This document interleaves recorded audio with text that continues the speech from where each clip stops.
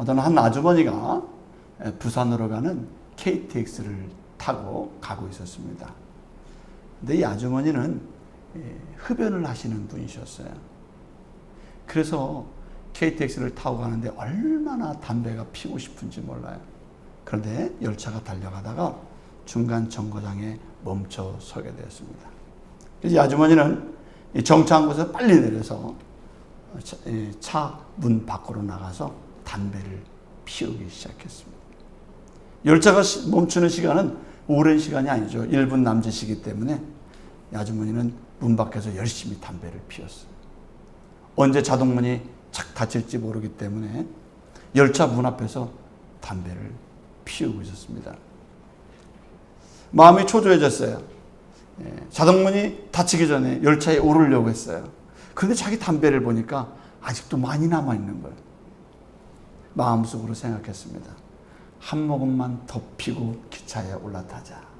그리고 아주머니는 다시 내렸어요. 그리고 아쉬운 마음을 달래면서 다시 한 모금을 쫙 피우게 되었어요. 그리고 들어다 보니까 자동문이 닫히고 있는 거예요. 닫혀버렸어요. 아주머니는 담배를 한 모금 더 피우려다가 기차의 문이 닫혀버리고 목적지로 가야 하는 그 중요한 시간을 잃어버리고 말았어요. 담배 한 모금 더 피우려다가. 여러분, 우리는 사소한 것에 관심을 가지고 사소한 것에 몰두하다가 정말 중요한 것을 잃어버릴 때가 있는 것입니다. 열차는 아주머니의 시간표대로 움직여주지 않습니다. 열차는 열차의 시간표대로 움직이고 있는 거예요.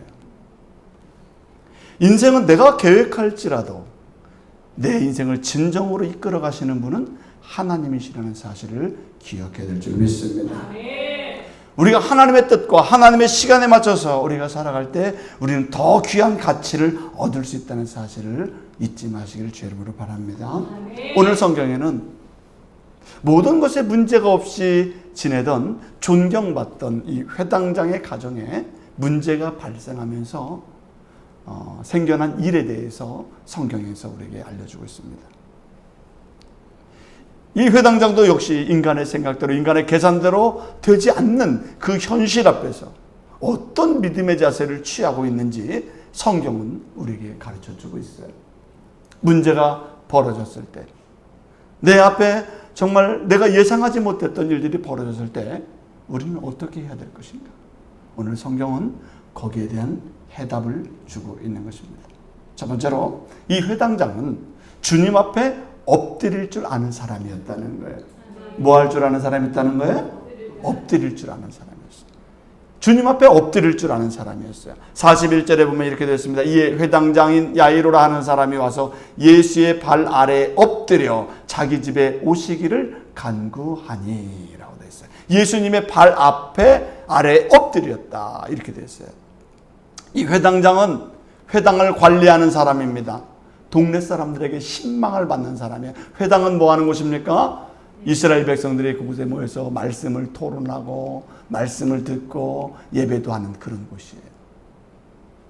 동네 사람들한테 신망받고 인정받고 자신의 일에 철저하게 해나가는 사람이 바로 회당장이었습니다.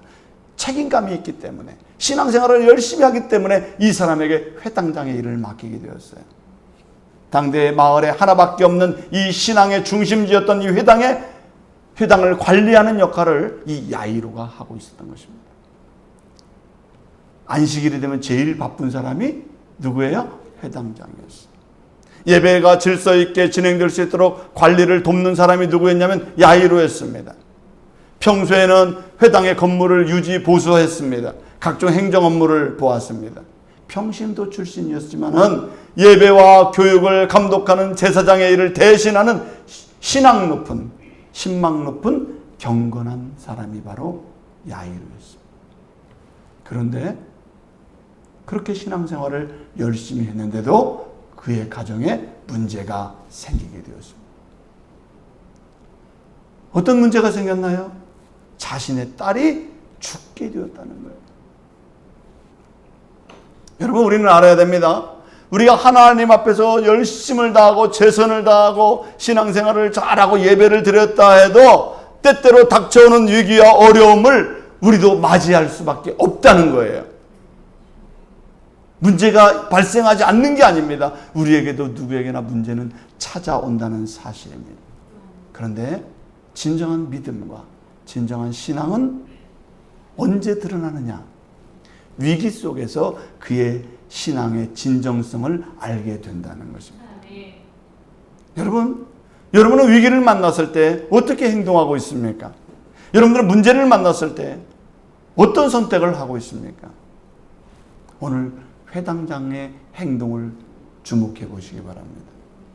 회당장은 어떻게 합니까? 주님 앞에 와서 긴급하게 엎드렸다. 이렇게 되어 있어요. 주님 앞에 와서 어떻게 했다고요? 엎드렸다. 그렇습니다. 41절에 이렇게 말씀하고 있죠. 이에 회당장이 야이로라는 사람이 예수의 발 아래에 엎드려 이렇게 되어 있어요. 엎드렸습니다. 왜 엎드렸을까요? 인간이 엎드릴 때는요, 간절함이 있기 때문에 그래요. 절박함이 있기 때문에 그래요. 무릎을 꿇는 것을 넘어서서 엎드렸어요. 주님 앞에 와서 엎드렸어요. 엎드린다는 것은 내가 죽는다는 의미예요. 나는 모든 것을 할 수가 없습니다. 나는 모든 걸 못해요. 주님 앞에 모든 걸 내려놓습니다. 주님만을 의지하겠습니다. 그래서 주님 앞에 엎드리는 거예요. 내 딸 문제를 내가 어떻게 할 수가 없어요. 그래서 주님 앞에 엎드리는 거예요. 야이로의 신앙의 자세를 우리는 성경에서 볼 수가 있습니다. 그는 낮아졌습니다. 그냥 낮아진 게 아니죠. 완전하게 낮아졌어요. 자신의 뜻을 내려놓고 주님을 완전하게 바라보는 낮아짐의 최바닥까지 엎드렸었어요. 이게 야이로의 믿음이에요. 여러분, 우리들의 신앙의 자세의 기본은 무엇입니까? 그것은 바로 낮아짐이에요. 신앙의 기본 자세, 낮아짐인 거예요. 누구 앞에서요? 하나님 앞에서 낮아지는 거예요. 하나님은 내 자신을 하나님 앞에 낮출 때 주님께서 그를 사용하시고 붙들어 주시고 그를 인도해 준다는 사실을 믿으시기 바랍니다. 야고보서 4장 10절에서 이렇게 말씀했어요. 주 앞에서 낮추라. 그리하면 주께서 너희를 높이시리라. 주 앞에서 낮추라. 그리하면 주께서 너희를 높이시리라. 많은 사람들이 주님 앞에서 뻣뻣합니다. 주님 앞에서 교만합니다. 주님 앞에서 자기를 내세워요. 그러니까 주님이 일할 수가 없어요. 사용할 수가 없는 것입니다. 우리가 주님 앞에 낮출 수 있는 믿음의 자세가 필요할 줄로 믿습니다. 그래서 믿음의 훈련 과정 중에 내가 신앙생활을 하면서 제일 먼저 하나님 앞에서 배워야 될 자세는 나를 낮추는 것을 시작해야 될 줄로 믿습니다. 나를 낮춰야 돼요. 나를 내려놓고 나를 낮아지게 하고 겸손하게 나를 내려놓았을 때 주님이 나를 사용하게 되는 것입니다. 성경을 보세요. 시편 149편 4절에서 이렇게 말씀하고 있습니다. 여호와께서는 자기 백성을 기뻐하시며 겸손한 자를 구원으로 아름답게 하심이로다. 겸손한 자를 구원으로 아름답게 하심이로다. 이렇게 얘기했어요. 하나님은 그 사람이 겸손할 때 그 백성을 구원의 아름다운 길로 인도하신다고 말씀하고 있는 것입니다. 사랑하는 성도 여러분, 오늘 야이로의 가정에 어려운 일이 생겼어요. 자기의 12살 된 외동딸이 죽게 생긴 그 위태한 상황이 벌어졌습니다. 이 위기 앞에서 야이로가 제일 먼저 한 것은 주님 앞에 와서 엎드려진 거예요. 겸손해졌습니다. 낮아졌습니다. 주님 앞에 간구했습니다. 내 자신이 할 수 있는 모든 권한을 내려놓고 주님의 능력 앞에 자기를 낮추는 그런 겸손한 모습을 가지고 주님 앞에 나오고 있는 것을 볼 수가 있는 것입니다. 사랑하는 성도 여러분, 신앙의 위대함이 어디에 있습니까? 신앙이 위대한 사람은요, 낮아짐에서부터 시작하는 줄로 믿습니다. 우리도 우리의 마음을 낮추시길 바랍니다. 그러면 하나님께서 여러분들을 높이시게 된다는 사실을 믿으시기 바랍니다. 그러면 이런 겸손한 낮아진 믿음에 대해서 주님은 어떻게 응답하셨을까요? 야이로의 믿음에 대해서 주님이 어떻게 응답하셨을까요? 두 번째는 지체하게 되는 시간을 통해서 배우라고 말씀하고 있습니다. 지체하는 시간을 통해서 배워라, 야이로야. 여러분, 절박한 사람의 특징이 무엇입니까? 절박한 사람은요, 시간이 없다는 거예요. 야이로의 마음이 지금 어떻습니까? 조급합니다. 누구에게 문제가 있기 때문에? 딸에게 문제가. 조급하니까 한 가지밖에 생각이 나지 않습니다. 야이로는 지금 다른 어떤 것도 보이지 않아요. 오직 무엇만 보입니까? 오직 자기의 12살 된 외동 딸밖에 보이지 않습니다. 죽어가고 있는 이 딸밖에 보이지 않아요. 이 딸을 보면 마음이 막 불안해져요. 자제력을 잃게 만듭니다. 조급해졌어요. 빨리 내 딸을 빨리 치료해야 되고 낫게 해야 되는 이 절박한 순간이 그에게 찾아왔어요. 야이로의 마음이 지금 흔들리고 있어요. 그래서 주님 앞에 엎드려진 거예요. 주님 앞에 빨리 왔어요. 주님 앞에 엎드렸습니다. 그리고 주님 앞에 뭐라고 얘기합니까? 자기 집에 오기를 간청했다, 이렇게 말씀하고 있습니다. 자기 집에 빨리 오세요. 우리 딸을 위해서 주님 해주셔야 됩니다. 고쳐주셔야 돼요. 41절은 이렇게 말씀하고 있습니다.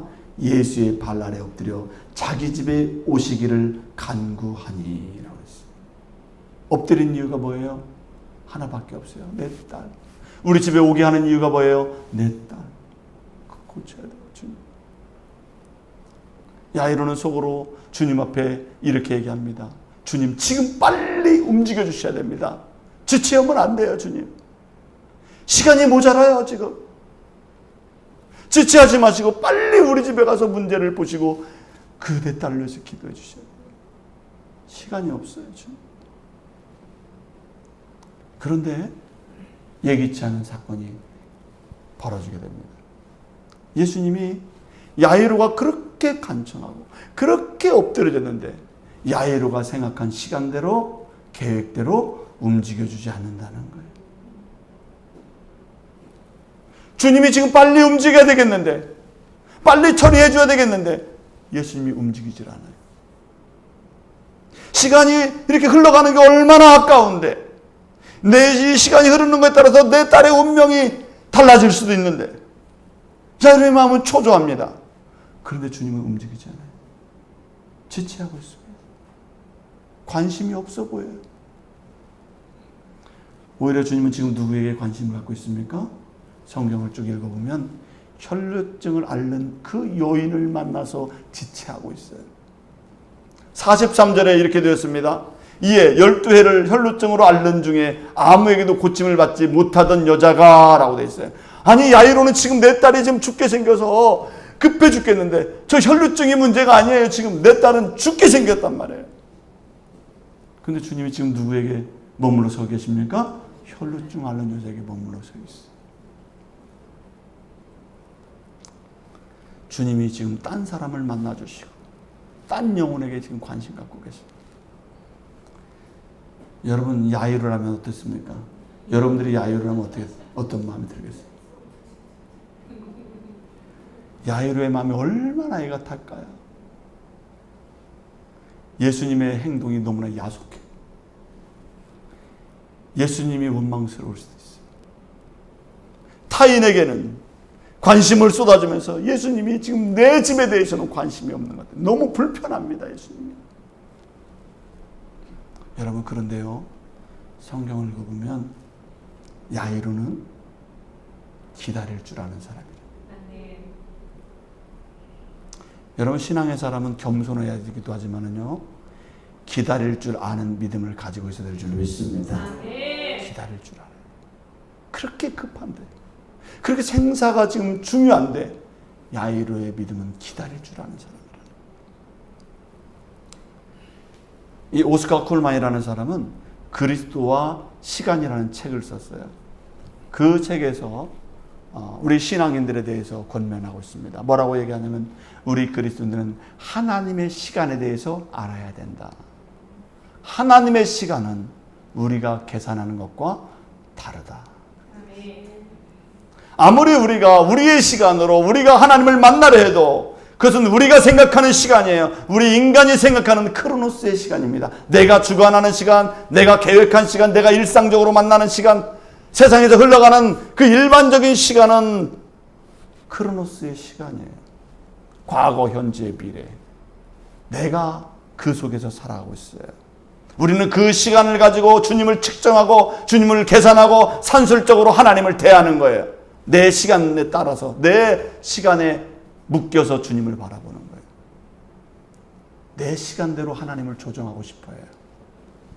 그러나 믿음의 사람은 하나님의 시간의 개념을 알아야 되는 것입니다. 그것이 바로 카이로스의 시간이에요. 이 카이로스라는 것은 하나님의 시간이에요. 이 하나님의 시간은 인간의 시간을 초월하는 하나님의 시간인 것입니다. 그래서 하나님의 시간은 하루가 1000년 같고 1000년이 하루 같다는 이 사실을 기억하라고 말씀하고 있습니다. 내가 볼 때는 그 시간이 너무너무 없는 시간이에요. 그 시간이 너무 촉박한 시간이에요. 그러나 하나님 볼 때는 그건 여유로운 시간인 거예요. 나는 그 시간이 너무나 긴 것 같아요. 그러나 주님께서는요, 그건 너무나 짧은 시간이라고 여길 수도 있다는 것입니다.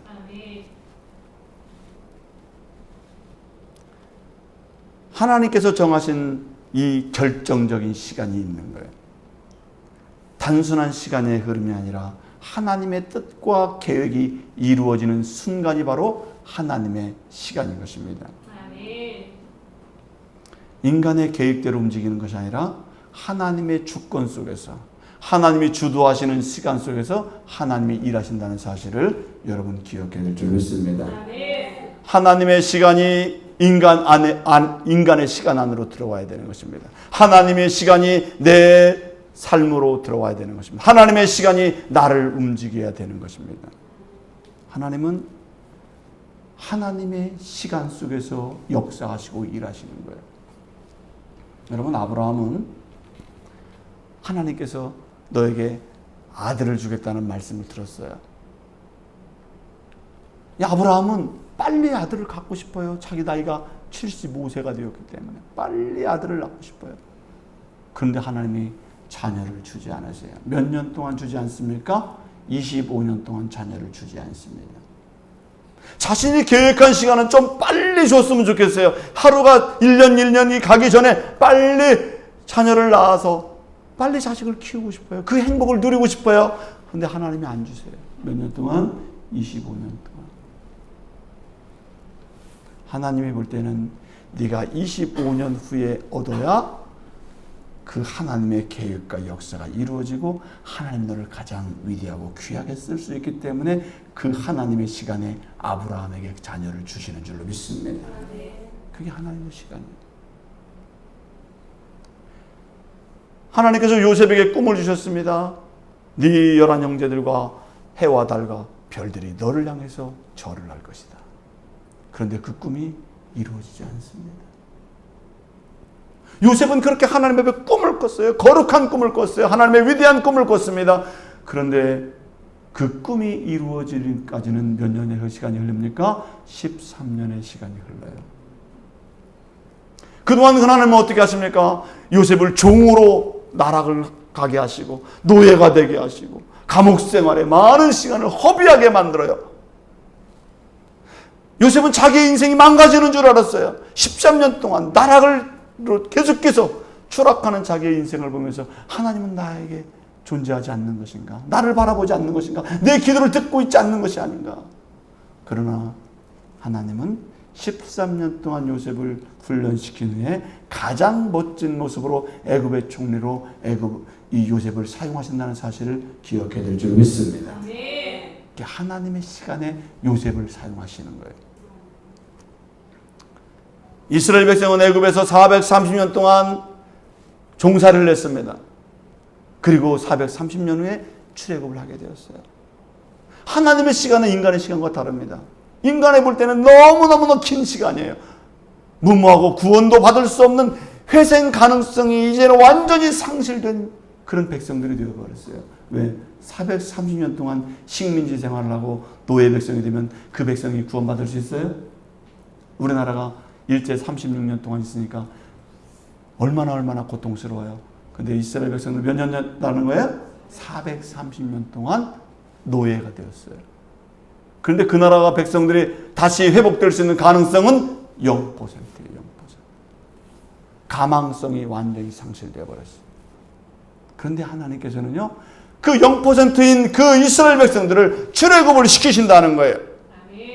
그들을 탈출시키시고 그들을 구원의 역사를 만들어 가시는 것을 성경을 통해서 볼 수 있는 줄로 믿습니다. 이 구원이라는 것은 인간의 계산으로는 불가능한 것이에요. 430년 동안 갇혀있던 그들이 어떻게 구원을 받습니까? 그러나 하나님의 계산으로는 가능한 줄로 믿습니다. 하나님은 그것을 보여주고 싶었던 거예요. 너희들이 볼 때는 0%지만 하나님의 하시면 그 일은 가능한 것이다. 성경은 말씀합니다. 사람으로서는 할 수 없으되 하나님으로서는 할 수 있느니라, 이렇게 말씀하시는 것입니다. 우리는 하나님을 믿어야 되는 거예요. 출애굽의 430년 동안 그 종살이하던 그들의 백성들이 구원받을 때 하나님께서 그들에게 뭐라고 말씀하셨습니까? 출애굽기 14장 13절에서는 이렇게 말씀하셨어요. 너희는 두려워하지 말고 가만히 서서 여호와께서 오늘 너희를 위하여 행하시는 구원을 보라.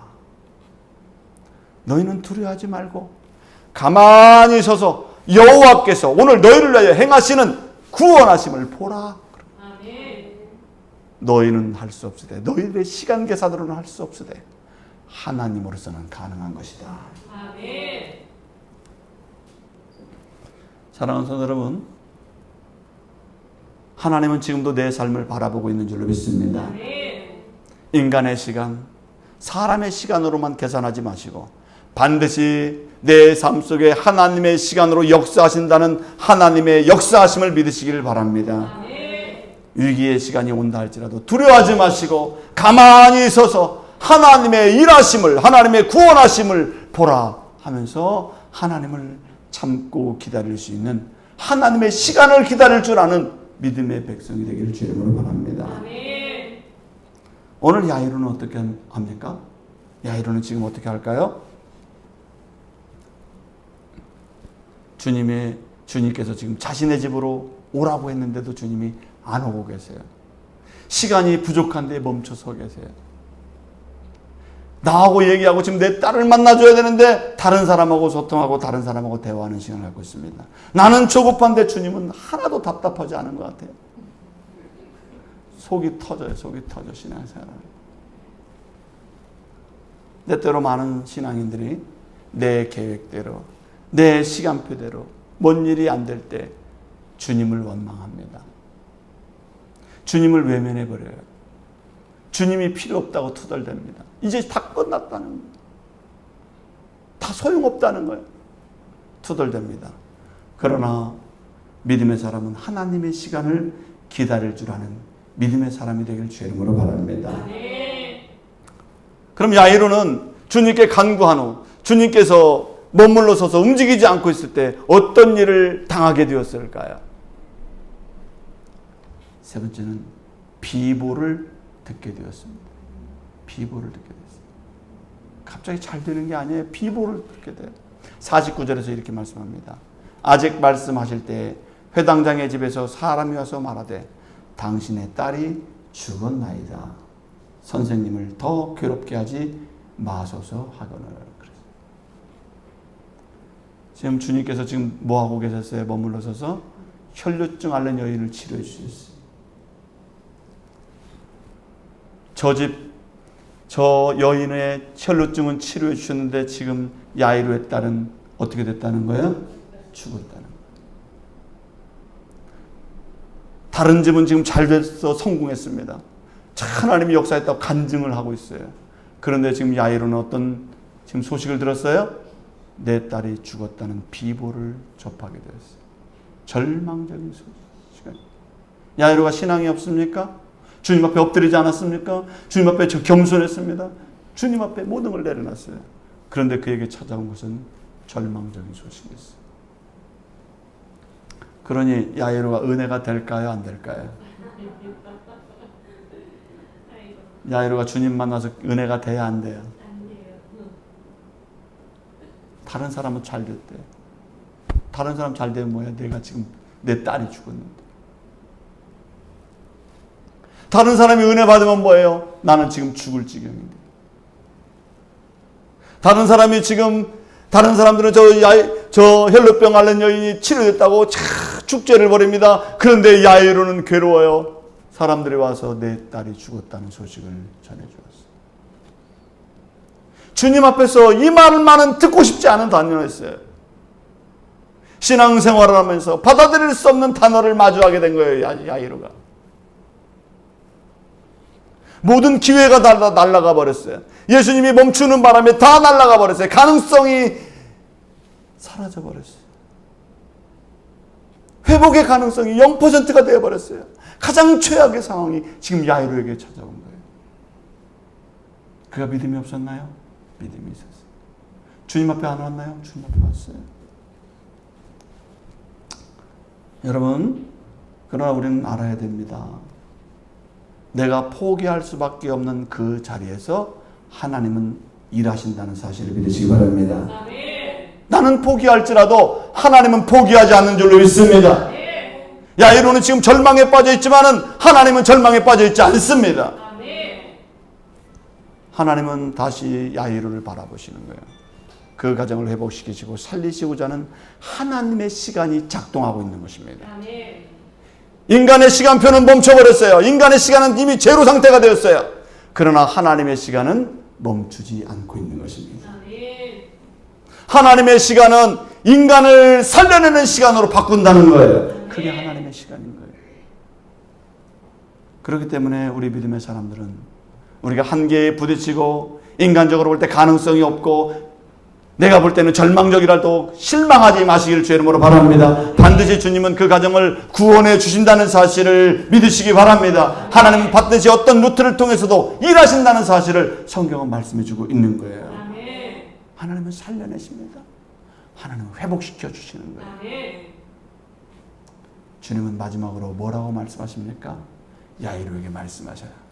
마지막 네 번째, 두려워하지 말고 믿기만 하라. 한번 우리도 한번 해보겠습니다. 두려워하지 말고 믿기만 하라. 두려워하지 말고 믿기만 하라. 자, 50절에 있는 말씀입니다. 예수께서 들으시고 이르시되 두려워하지 말고 믿기만 하라. 그러면 딸이 구원을 얻으리라 하시고. 여러분, 저는 이 말씀을 준비하면서 신앙생활 중에서 제일 쉽지만 제일 어려운 문장이 바로 이 말씀이에요. 두려워하지 말고 믿기만 하라. 되게 쉽죠? 다 따라서 하셨잖아요. 근데 이 말씀이 어떻다고요? 정말 어려운 거예요. 가장 쉬운 고백인데 가장 어려워요. 두려워하지 말고 믿기만 하라. 너무 짧아서 쉬운데, 간단한데, 단순한데,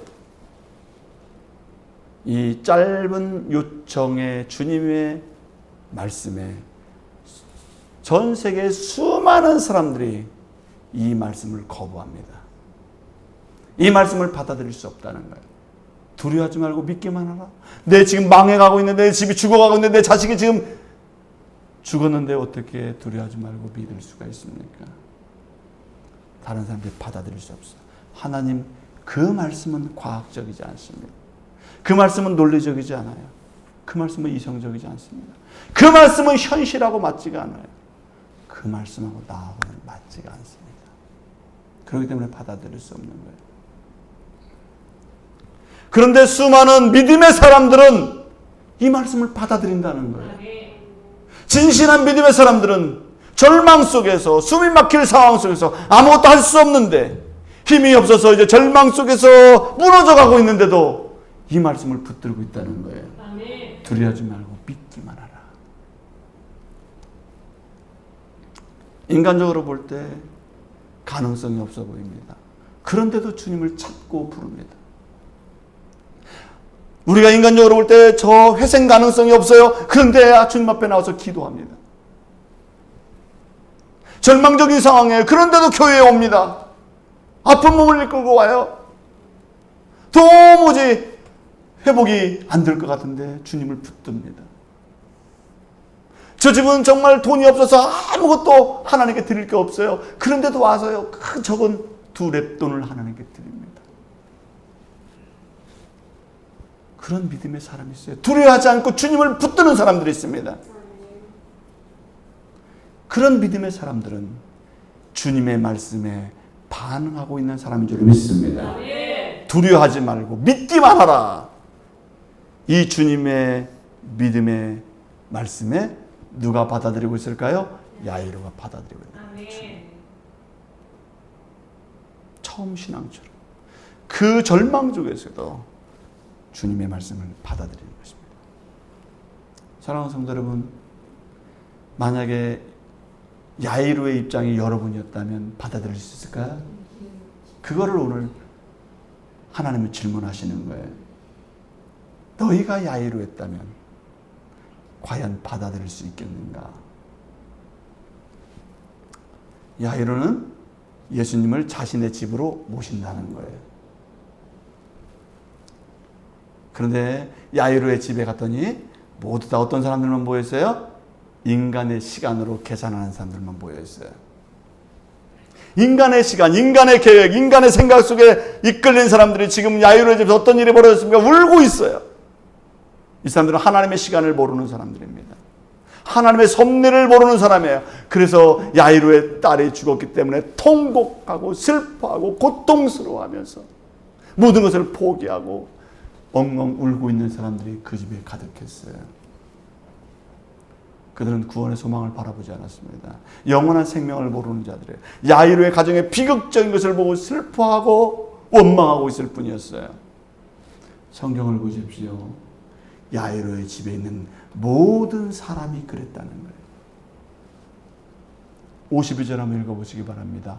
모든 사람이 아이를 위하여 울며 통곡하며 이렇게 되어 있어요.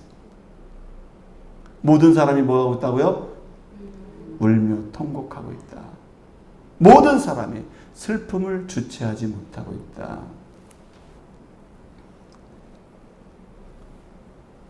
왜 그렇습니까? 인간의 시간으로만 계산하는 사람이에요. 인간의 시각으로만 바라보는 사람이에요. 그러니까 그들에게는 슬픔과 고통이 끊임없이 찾아서 눈물과 고통 속에 있는 거예요. 주님께서 그들에게 희망의 말씀을 전해줍니다. 그러니까 그 인간의 시간 속에 머물러 있던 사람들은 예수님을 향해서 뭐라고 했을까요? 53절에서 이렇게 이야기합니다. 그들이 그 죽은 것을 아는 거로 비웃더라. 그랬어요. 누구를 비웃었다고요? 예수님을 비웃었다. 예수님을 비웃었어요. 인간의 시선으로, 인간의 기준으로, 인간의 시간으로 계산해 봤을 때 주님이 아무리 귀한 말씀을 들려주어도 그것을 분석하고 그 진리를 판단해 보니 비웃음이 나오는 거예요. 피식 웃음이 나오는 거예요. 말이 되는 소리를 해야지. 왜 그런 일들이 벌어졌나요? 많은 사람들이 왜 예수님을 비웃나요? 왜 울고 통곡하고 슬퍼하고만 있나요? 하나님의 능력을 모르기 때문에 그렇습니다. 하나님의 시간 개념을 모르기 때문에 그런 줄 믿습니다. 하나님의 섭리와 능력을 모르기 때문에 주님께 손가락질하는 거예요. 그때 주님이 말씀하십니다. 52절에서 예수께서 이르시되 울지 말라.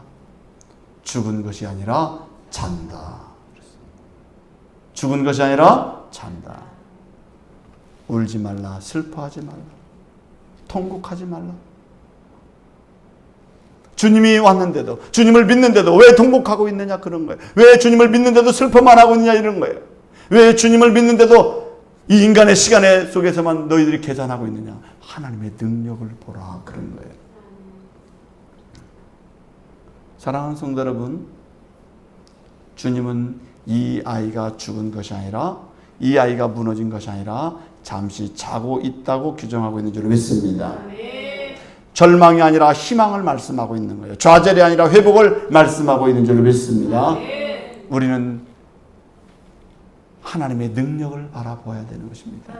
그때 어떤 역사가 일어났나요? 54절에 보면 이렇게 되어 있습니다. 그 영이 돌아와 아이가 곧 일어나거늘 예수께서 먹을 것을 주라 명하시니 그 부모가 놀라는지라. 그 영이 돌아와 그 아이가 곧 일어나거늘 예수께서 먹을 것을 주라 명하시니 그 부모가 놀라는지라.